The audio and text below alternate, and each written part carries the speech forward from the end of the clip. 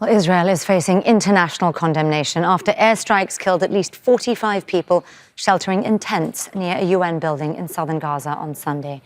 Many of the dead and injured were, again, women and children. The Palestinian Red Crescent says people were burned alive in their tents. The Israeli government has admitted its airstrike on Rafah resulted in a fire that killed Palestinian civilians.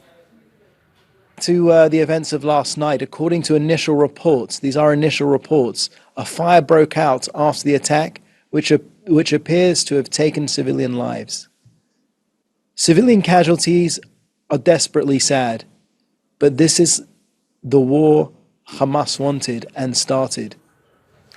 Well, Arab countries have denounced the attack. Qatar says the bombing will hinder chances of a ceasefire agreement, while Egypt has called it the deliberate bombardment of displaced people. And the three European nations set to recognise Palestine as a state on Tuesday have also condemned the attack.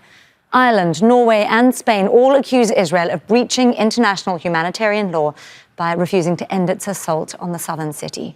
Axel Zajmovic begins our coverage. Sifting through rubble and ashes, Palestinians try to salvage what they can from the charred remains of their temporary homes. On Sunday, at least 8 Israeli missiles struck a tent camp in Rafah, housing dozens of displaced families in an area the Israeli military itself had designated as a safe zone. The airstrike sparked a fire, killing dozens of people, most of them women and children. Witnesses say some were trapped inside these tents and burned alive. I lost 5 family members. We were sitting in tents when suddenly the camp was bombed. I lost 5 family members, all burned completely. Among the victims were pregnant women. They kept telling us this area was safe until we're bombed. We were praying. We had just performed the Maghrib prayer and we were getting our children's beds ready to sleep. There was nothing unusual. Then we heard a very loud noise and fire erupted around us. All the children started screaming and all the nearby rooms were shaking. The sound was terrifying. Severely burned survivors were taken to the few hospitals in Rafah, still functioning. These children have been orphaned. Their parents killed in the attack. Several victims died because without medicine or supplies, health workers are unable to provide proper treatment.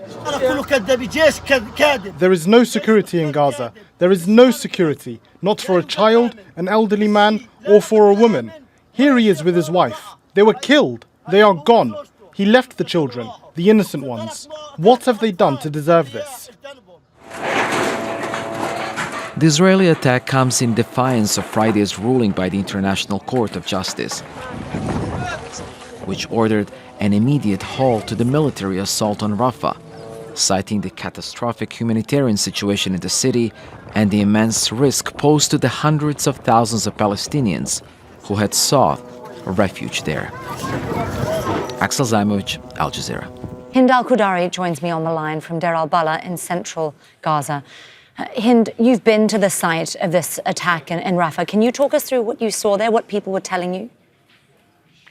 Well, we made it to the location of the target a couple of hours after the incident took place. It's a very massive and empty land behind the UNRWA logistic base with thousands of tents. The fire was actually still erupting. People were striving to contain the fire. They were using sand because there were no water resources. Everything was burned. According to the eyewitnesses, there were 20 tents that were completely burned. The children there were terrified. They said that it was a very loud explosion and all they saw was an orange sky and ambulances rushing to the area, transferring injuries. We saw burned body parts and flesh. Some people started their new journey of displacement, but other people told me that they chose to stay because even if they evacuate and go to another area, there's no place safe and there's no guarantee that the Israeli forces will target them. In the last update, the health ministry in Gaza said that the death toll increased to 45 people,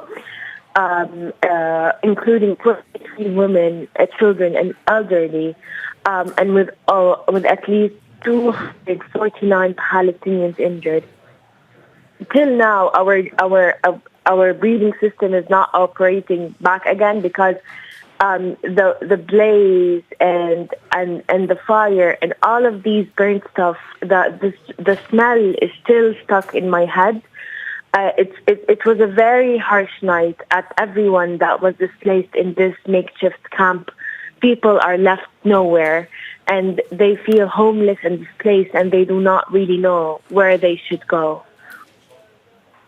Hind al-Qudari, they're describing what she saw in the aftermath of that attack in Rafah. Thank you very much, Hind. Well, Israel says it killed 2 senior Hamas commanders in that attack, but says that the details of the strike are still under investigation. Meanwhile, though, the 2 countries involved in mediating between Israel and Hamas have condemned it. Egypt's foreign ministry called it the deliberate bombardment of displaced people's tents in Rafah. And it's called on Israel to abide by the top UN court's ruling to halt military actions in Rafah. Qatar, too, has condemned the attack, saying the bombing would only complicate ongoing mediation efforts as well as hinder plans to reach an agreement for a ceasefire.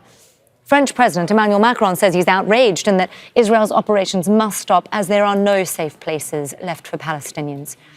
Turkey's President Recep Tayyip Erdogan has commented too, saying he'll do everything possible to hold what he called barbarians and murderers accountable.